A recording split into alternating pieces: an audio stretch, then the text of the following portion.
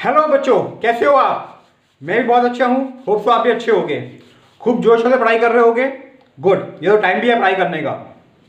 अपने आप को पूरा 100% छोड़ दो। चलो गुड है। आज का ये वीडियो हमारा डिस्कस कर रहे हैं कि आपको पेपर 7 डायरेक्ट टेस्ट का सीए फाइनल का पेपर कैसे अटेम्प्ट करना है। पर्पस ये है कि जो आप एक्सपेक्ट करते हो मार्क्स और जो एक्चुअल मार्क्स आते हैं, नॉर्मली उसमें कुछ गैप रह जाता है। तो वो गैप कैसे फिल करें, वो गैप क्यों रह जाता है। तो पहला तो है आपने मान लो पेपर अटेम्प्ट किया, आप घर आके मार्क्स लगाते हो, आप सोचते हो 60+ आएंगे, 80+ आएंगे, बट वो कुछ मार्क्स कम आते हैं। वो कम आते हैं because of presentation, because of आप कुछ सोचते हो कि आपने ठीक किया है, उसके पूरे मार्क्स मिलेंगे। बहुत क्वेश्चन में पूरे मार्क्स नहीं मिलते आपको, कुछ 1, 2, 2.5, 3 नंबर कट जाते हैं। वो नंबर क्यों कटते हैं वो हम डिस्कस करेंगे, उसको कैसे ठीक कर सकते हैं वो हम डिस्कस कर रहे हैं इस वीडियो में। सबसे पहली बात तो मैं कहना चाहूंगा कि आपको क्वेश्चन कोई भी छोड़ना नहीं है। आपको 100 मार्क्स का पेपर मिला है इंस्टीट्यूट की तरफ से, आपको 100 का 100 मार्क्स अटेम्प्ट करना ही करना है। अगर मान लो आपका टेस्ट का पेपर है, उसमें केमिस्ट्री का क्वेश्चन पूछा जाता है, तो आपको वो भी अटेम्प्ट करना है। आपको कोई क्वेश्चन नहीं आता, कोई क्वेश्चन बिल्कुल नहीं आता, आप अपने एक्सपीरियंस के हिसाब से एंटर करो, आंसर करो। बिकॉज आपने आर्टिकलशिप की है, आपने कहीं ना कहीं क्लास में इधर उधर कहीं ना कहीं सुना होगा, कहीं पढ़ा होगा कुछ ना कुछ उसके बारे में, उसके हिसाब से करो। अगर बिल्कुल भी नहीं पता, बिल्कुल सुना ही नहीं उसका प्रोविजन के बारे में आज तक, तो लॉजिक के हिसाब से आंसर करो।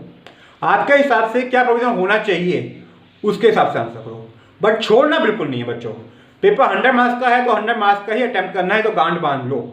हमें 1 मार्क्स का पेपर छोड़ के नहीं आना है, चाहे आता हो चाहे ना आता हो। मैं आपको बताता हूँ, अगर 2 बच्चे हैं, दोनों को बिल्कुल पेपर नहीं आता, एक बच्चा बिल्कुल खाई छोड़ के आता है, एक बच्चा सिर्फ क्वेश्चंस को अपनी लैंग्वेज में चेंज करके लिख के आता है, जो दूसरा बच्चा है उसके 6-7 नंबर आ जाएंगे, जो पहला बच्चा है उसके 0 मार्क्स आएंगे। मैं आपको बता रहा हूँ, इवन क्वेश्चंस को आपने अपनी लैंग्वेज में लिखा, अपनी तरफ से कुछ नहीं लिखा, जब भी 5-6 मार्क्स आपके आ जाएंगे, उसके मार्क्स भी होते हैं। This is because of step marking. समझ रहे हो ना आप? और आपको पता होगा, जो बच्चा पास होता है और जो फेल होता है, उसमें नॉर्मली बच्चे जो हैं वो 36 to 40 के बीच में ही फेल होते हैं। तो 5-6 मार्क्स छोटे नहीं होते हैं, ये सिर्फ प्रेजेंटेशन के मार्क्स हैं। और अगर आपको पूरा पेपर आता है तो प्रेजेंटेशन से आपके 10 से 15 मार्क्स भी बढ़ सकते हैं। तो पहली बात तो ये है, पेपर बिल्कुल नहीं छोड़ना। सेकेंडली, आपको पता है इंस्टीट्यूट स्टेप वाइज मार्किंग करता है। तो स्टेप वाइज मार्किंग का मतलब होता है कि अगर आपका एक क्वेश्चन मान लो 10 मार्क्स का है, तो उसमें नॉर्मली 15 से 18 पॉइंट होते हैं जिनमें आपका नंबर होते हैं। स्टेप वाइज मार्किंग आधा मार्क्स या 1 मार्क्स की होती है, मिनिमम आधा मार्क्स की होती है, आधे मार्क्स से कभी नीचे नहीं जाती। 1 मार्क्स नॉर्मली 1 मार्क्स की होती है, बहुत रेयर होता है जो 1 मार्क्स के ऊपर स्टेप मार्किंग जाए। तो 10 मार्क्स के क्वेश्चन में 15 से 18 पॉइंट ऐसे होंगे जिसमें इंस्टीट्यूट आपको नंबर देगा। अगर वो पॉइंट उसको दिख गया एग्जामिनर को तो आपको नंबर मिल जाएगा, आधा 1 डिपेंडिंग जो भी उसकी वैल्यू है। अगर नहीं दिखे तो नहीं मिलेगा। तो स्टेप वाइज मार्किंग में ही ये आपके लिए फायदेमंद भी है, कभी कभी डिसएडवांटेज भी है, बट नॉर्मली एडवांटेजेस ही होती है। चलो देखो, अब स्टेप वाइज मार्किंग में क्या होता है, मान लो फुल कंप्यूटेशन ऑफ इनकम का क्वेश्चन है, उसमें हमने टोटल इनकम कंप्यूट कर दी। टोटल इनकम आई लेट्स से 7,41,029 रुपीज़। अब यहाँ पे छोड़ के आ गए, ये ठीक भी है, बट इंस्टीट्यूट ने टोटल इनकम क्या निकाली है, 7,41,030 रुपीज़। उसने राउंड ऑफ कर दिया, आपने राउंड ऑफ नहीं किया था। तो जो 1 मार्क्स होगा टोटल इनकम का, उसने राउंड ऑफ पे दे रखा होगा। आपका आंसर बिल्कुल ठीक है, लेकिन आप 29 पे छोड़ के आ गए, इसलिए आपको वो मार्क्स नहीं मिलेगा, 1 मार्क्स। तो इस चक्कर में गैप रह जाता है। आपको लगेगा आपका क्वेश्चन बिल्कुल ठीक है, लेकिन पूरे मार्क्स मिलने चाहिए, यहाँ पे नंबर कट जाएंगे। सेकेंडली, कंप्यूटेशन टोटल इनकम की बात ही करता हूँ, तो उसमें कोई एडजस्टमेंट होती है जिसमें एडजस्टमेंट नहीं करनी होती। मतलब इनकम ऐड भी होनी चाहिए थी और पीएनएल में ऐड की भी रखी है, तो आपको एडजस्टमेंट करने की जरूरत नहीं है।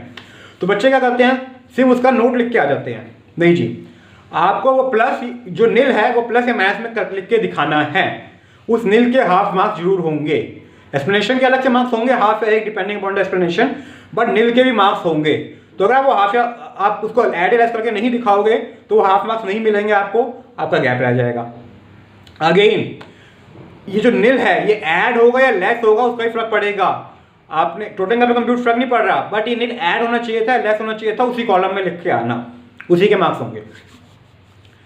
थर्डली, आप क्वेश्चन पेपर आंसर शीट में खिचपिच मत करना।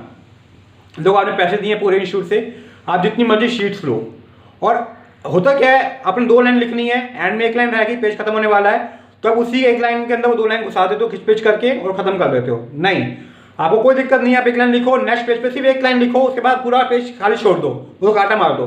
वो कोई दिक्कत नहीं है, इंस्टीट्यूट कोई दिक्कत नहीं करेगा इसमें। मैं कहता हूँ होता क्या है, आपने ऐड करना है उसके बाद लेस करना है, तो ऐड की जगह छोड़नी पड़ती है। आपको लगता है इतनी जगह की जरूरत है, आप इतनी जगह छोड़ो, इतनी भरी जाएगी उसके बाद काटा मार दो। आपको जगह की सफिशिएंट होनी चाहिए। आपने एक पेज खाली छोड़ दिया, उसके बाद आंसर स्टार्ट किया, आप ये मत डरना कि वो आंसर चेक होगा या नहीं होगा, बीच में खाली शीट आ गया। एग्जामिनर का दायित्व है, उसकी ड्यूटी है, वो हर शीट चेंज करके देखेगा। अगर जो खाली शीट छूट के उस पर क्रैश मार दो, पीटीओ लिख दो, वो 100% देखेगा उसको। आपने चाहे पीटीओ ना भी लिखा हो, जब भी उसको हर शीट पलट के देखनी ही पड़ेगी। तो आंसर शीट की टेंशन मत लेना, एक शीट चाहिए, 2 शीट एक्स्ट्रा लो, लास्ट शीट बिल्कुल खाली छोड़ दो, नहीं रहती, टाइम बचे। पर्पस ये है आपका नंबर सही आने चाहिए, बस जो आप डिजर्व करते हो, जितना आपने पढ़ाई की है उसके हिसाब से नंबर आने चाहिए। प्रेजेंटेशन के चक्कर में आपके नंबर ना कटे, ये स्टूपिड रीजंस होते हैं नंबर कटने के, एंड वी डोंट वांट कि हमारे इस चक्कर में नंबर कटे। थर्डली, क्वेश्चन क्या मांग रहा है वो बहुत जरूरी है, वो ध्यान से पढ़ना, वो स्पेसिफिक आंसर करना जो क्वेश्चन मांग रहा है। आप देखोगे नवंबर 2020 का जो फाइनल का डायरेक्ट का पेपर है न्यू कोर्स का, उसमें पहले क्वेश्चन में बिजनेस इनकम मांगी है, टोटल इनकम नहीं मांगी। तो मुझे बिजनेस इनकम ही निकालनी है, बिजनेस इनकम ना पीजीबीपी ही निकालना है, टोटल इनकम नहीं निकालना। सेकंड क्वेश्चन में उसने टोटल इनकम मांगी है ट्रस्ट की, और उसकी इनकम टैक्स लायबिलिटी भी मांगी है। तो दोनों चीजें निकालना। जो क्वेश्चन मांग रहा है उसका स्पेसिफिक मार्क्स 100% होंगे। क्वेश्चन कह रहा है एओ राइट है या रॉन्ग है, तो जरूर लिखना एओ इज राइट और एओ इज रॉन्ग। ये मत लिखना एसएससी इज राइट और एसएससी इज रॉन्ग, दो मतलब सेम है, नॉर्मली नंबर मिल जाते हैं, बट हम क्यों चांस लें। जो क्वेश्चन स्पेसिफिक मांग रहा है, मैं पूरी कहानी लिख दी, बट अल्टीमेट कंक्लूजन जरूर लिखूंगा जो क्वेश्चन मांग रहा है मेरा, ठीक है जी। Thirdly, case laws. Case laws के नाम के कभी नंबर नहीं होंगे। केस लॉ इंस्टीट्यूट 2 तरीके से पूछता है, एक तो फुल फ्लैट क्वेश्चन आता है केस लॉ का, केस स्टडी टाइप 4 मार्क्स का, एक वो कंप्यूटेशन में भी पूछ लेता है, टोटल इनकम में कुछ एडजस्टमेंट दे देगा जो केस लॉ के हिसाब से ऐड या लेस होनी होंगी।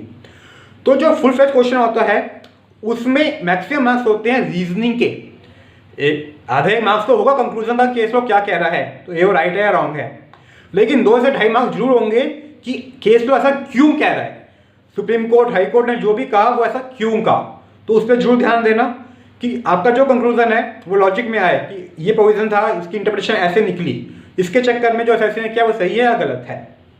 लेकिन अगर केस लॉ कंप्यूटेशन प्रोविजन का पार्ट है कि ऐड लेस होना है, तो उसमें रीजनिंग की जरूरत नहीं है, जो होना है बस वही लिखो कि ये इनकम ऐड होगी as per this case law, नाम लिखना है लिखो, नहीं लिखना कोई दिक्कत नहीं, कि as per the Supreme Court decision, as per the court decision, case भी नाम नहीं है तो in tariff shall be added by whatever, है ना, तो ऐड करो लेस करो।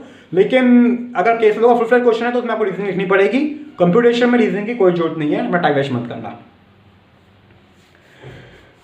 ऐसे ही सेक्शन के कोई मार्क्स नहीं होते हैं जनरली, बहुत ही इंपॉर्टेंट सेक्शन है जैसे सेक्शन 40A 37 वगैरह, उनके मार्क्स हो सकते हैं, बट नॉर्मली इंस्टीट्यूट सेक्शन के मार्क्स नहीं देता है।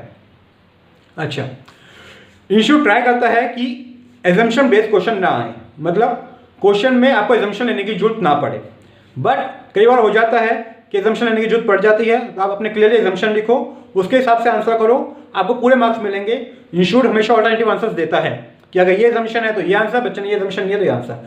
और हमेशा ध्यान रहे एजम्पशन नॉर्मली वो लेनी चाहिए जिससे आपको कुछ करने का मौका मिले, जो प्रोविजंस हैं वो दिखाने का मौका मिले। एजम्पशन ऐसी मत लेना जिससे फुल स्टॉप आ जाए, ठीक है जी।